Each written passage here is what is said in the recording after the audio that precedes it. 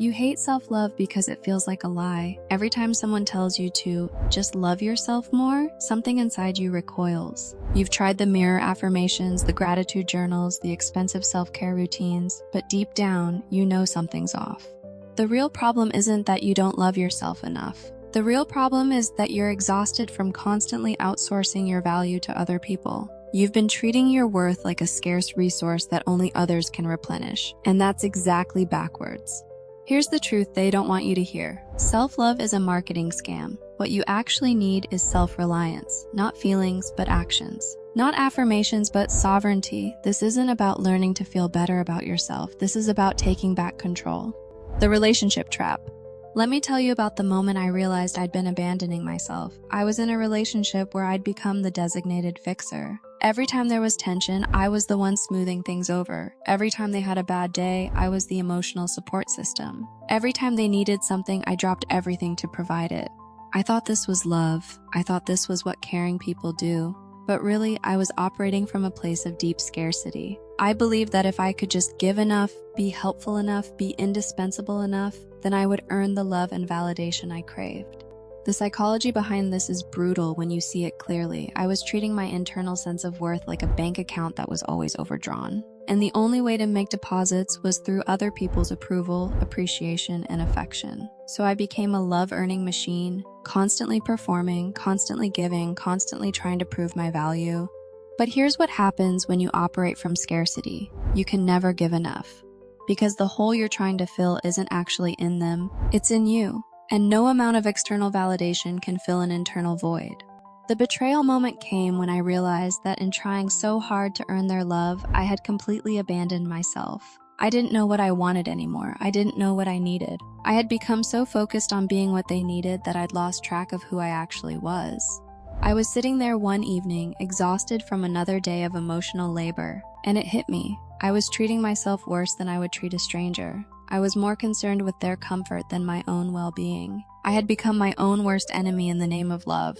This is the relationship trap. You think you're being loving, but you're actually being codependent. You think you're being generous, but you're actually being self-abandoning. And the cruel irony is that this behavior doesn't even create the love you're seeking. It creates resentment both in you and in them.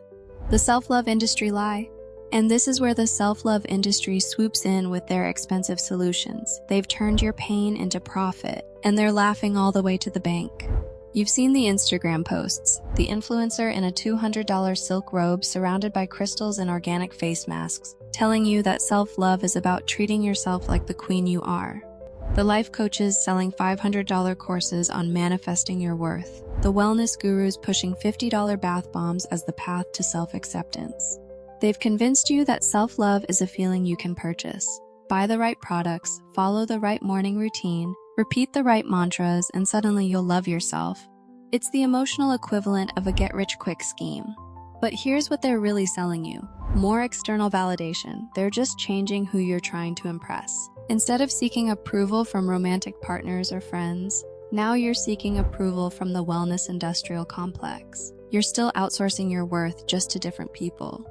The action-feeling gap is where they get you. They sell you feelings when what you actually need are actions. They tell you to feel worthy when what you need is to act worthy. They want you to affirm your way to confidence when what you need is to build competence.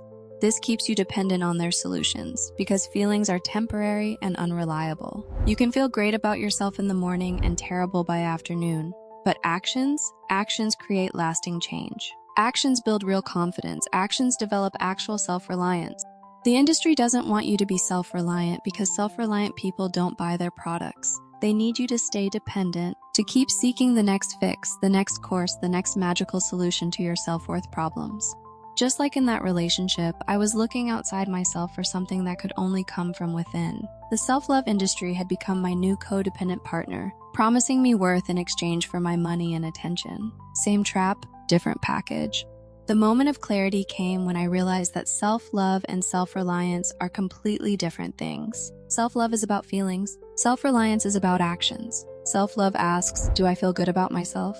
Self-reliance asks, can I depend on myself? The 3 pillars of self-reliance. That's when everything changed. I remember the exact moment. I was walking past a flower shop, feeling sorry for myself because nobody had bought me flowers in months. And then it hit me. I can buy myself flowers. I could buy myself flowers. Not as some sad consolation prize, but as an act of self-reliance. I wasn't waiting for someone else to recognize my worth anymore. I was recognizing it myself. This is where real transformation begins, not with feelings, but with actions, not with affirmations, but with 3 concrete pillars that actually work.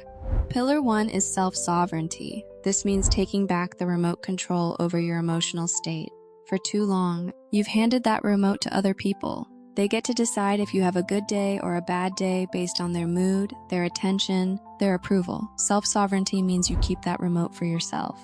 This looks like making decisions based on your values, not their reactions. It means your happiness doesn't depend on their text messages. It means you can be in a good mood even when they're having a bad day. You become the author of your own emotional experience instead of letting other people write your story. Pillar 2 is self-validation. This is about becoming your own witness and judge. Instead of constantly looking around for someone to notice your efforts, your growth, your worth, you learn to see yourself clearly. You celebrate your own wins, you acknowledge your own progress, you become the person who recognizes your value first. This doesn't mean becoming delusional or arrogant. It means developing an accurate internal assessment system. You know when you've done good work. You know when you've grown. You know when you've handled something well. You don't need external confirmation to know your own reality.